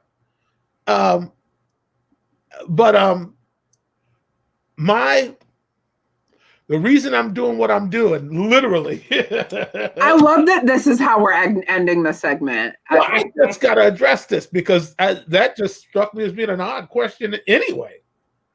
Found it. Yes. What if you don't want to eat? I want to eat meat. That's my point. I'm just not doing it. And I love Beyond Burgers. They're delicious. Huh? I love Beyond Burgers. I have one. It's literally what I'm about to eat after I get done. Okay. Here. That's all well and good. I'm just saying, I had a particular experience with a particular sandwich, and I heard a voice in my head saying, how can you expect to live if you're eating dead things? So my consciousness got raised in a single episode, and I tried to ignore it, but I could not. Oh, no. I was talking about the Beyond Burgers, the fake burgers. Oh, who are you? Are you addressing me or Todd? You, anyone, the void. No one's listening anyway. That's all right. You know what? I was like, what a weird question. I love meat. That ain't the reason I'm stopping. I haven't lost the taste. I'm just finding the meat experience. And what were you gonna say? Me? Yeah. Oh, and I wanted to say something real quick to you. Last time we were on here, you said something. There was something that you said, and I have used that soundbite over and over and over and over again since then. So I want to thank you for it. You Which said racism. Shut up, Michael. This ain't about you right now. I'm just playing. You talking to me? Yeah. You talking to me?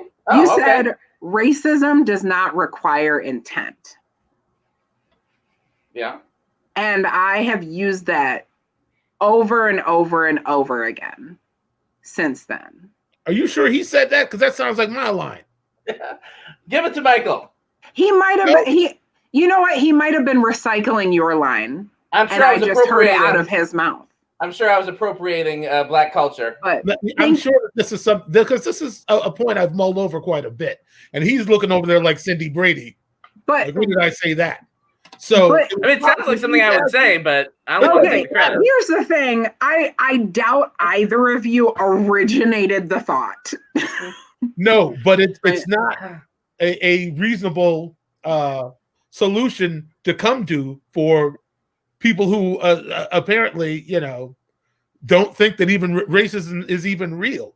But the fact that they think it's some sort of like every racist has got like a Snidely Whiplash mustache. I'm like, ooh, I'm gonna do evil.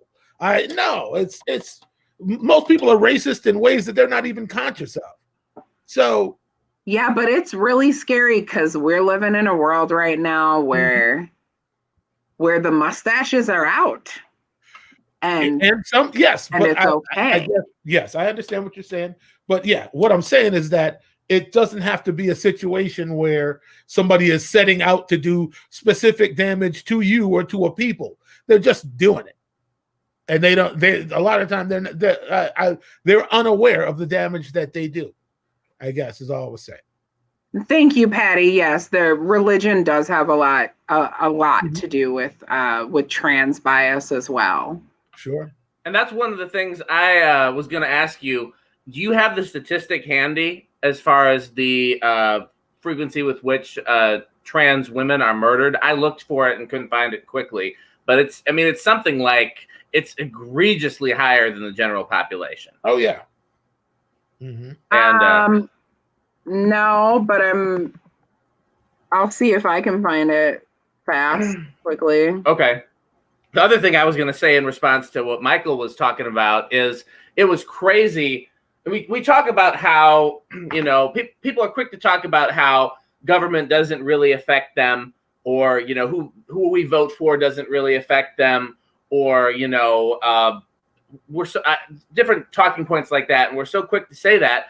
But when Trump deregulated the meat industry, I noticed a difference on my next trip to the grocery store.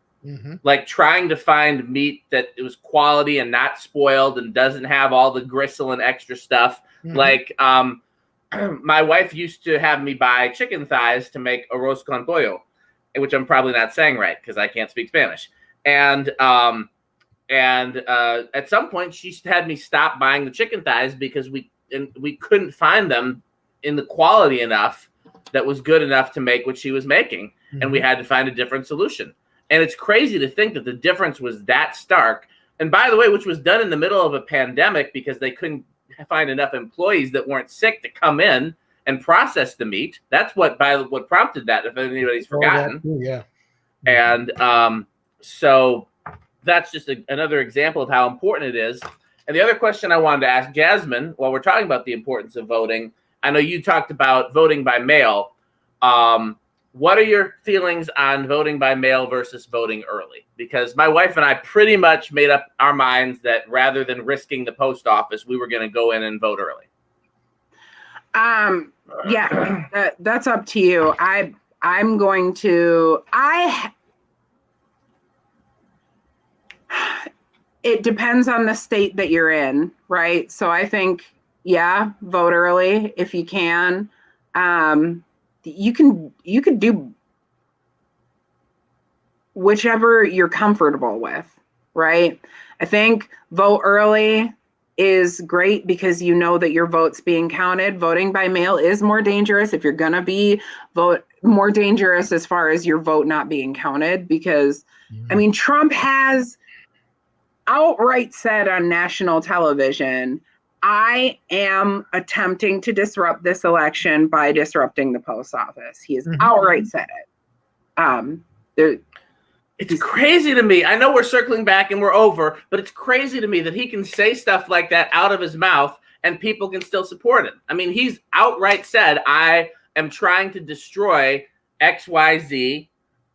And people are like, yay, destroy the things, destroy America. People will put up with anything if it means supporting white supremacy.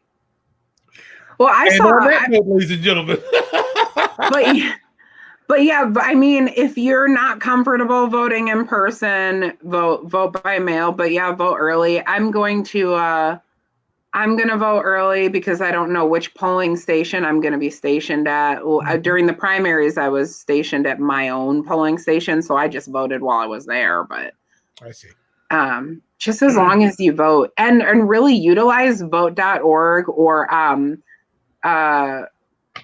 some of my favorite YouTubers, Rhett and Link, have a website called votelikeabeast.org, which has some really great content on there where you can figure out, who falls most in line with your views. Sure.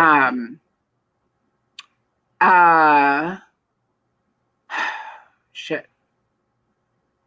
No, I lost myself. I need to eat something, I think is where it comes from. Oh, Okay. let me quote this real quick from this article. So this isn't about deaths, but I think it will shine a light a little bit. So according to a 2015 U.S. transgender survey by activist group National Center for Transgender Equality, 38% of Black trans people surveyed reported living in poverty, compared to just 12% of the U.S. population and 29% of transgender people overall.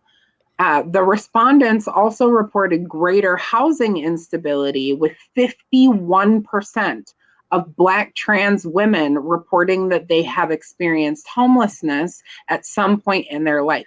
51% of Black trans women reporting that they've experienced homelessness at one point in their life.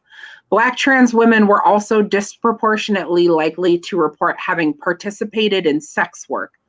42% of Black trans women said they had taken part in income-based sex work, compared to 12% of overall survey respondents. It's just, yes, it's a rough world. Mm-hmm. And I don't want that to. I support. I support responsible, safe sex work and sex workers out there, but I was going to say that's a whole nother discussion. That'd be a great discussion to have sometime. Yeah, absolutely. We already know Jazmin will be back. Yeah, but he's willing to come. But these Black trans women who are involved in it's not safe sex work that they're generally involved in. It's on the streets, and it's very dangerous. Well, that's a sad note to end on, but you're welcome. Jazmin's hungry, Michael's hungry. Real quick, let's just talk about what we got coming up. First of all, for those who haven't seen, I'm wearing it, and I'm also showing you we have brand new Sarah art. That's quite possibly my favorite thing that she's drawn of either Michael or myself. So go to the merch store if you want your own Sarah art for Musipolitics. Next week, we have the first in our 3-part series of Black women politicians, Judge Dominic Collins from Dallas, Texas.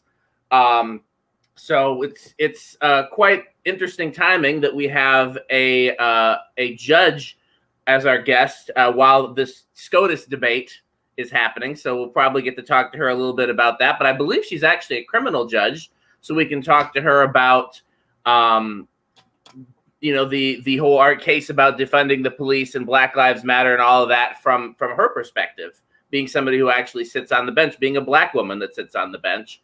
And then after that will be Musipolitics Classic. And Michael has invited Chris to be one of our drop-in guests. If you guys don't know Chris, he's been in the comments quite frequently. He's a great dude, great musician. Let's see, what do we got coming up after that? October 13th is comedian Abby Crutchfield. And then we have the remaining 2 parts of our 3-part series for Black women politicians. And then it's election day. So, man, it's a lot going on. But please come back and hang out with us again next week. Michael or Jazmin, you guys got anything you want to say? Ruth Bader Ginsburg, may her memory be a blessing. God is still in control. And I say, may her memory be a blessing, not rest in peace because she was Jewish. Rest in peace is a very Christian thing to say. I never really liked rest in peace, and I am Christian. It just seems... There is no heaven in Judaism, so may her memory be a blessing is a more respectful thing to say because she was Jewish. It just seems very macabre anyways, doesn't it? Rest in peace. I don't know why. I've never liked rest in peace. I've always tried to find something else to say. That's great. I'm at 7% on my battery, so close it down, Jeff. Okay, we will see you guys next week. So Thanks for watching. Disclosure.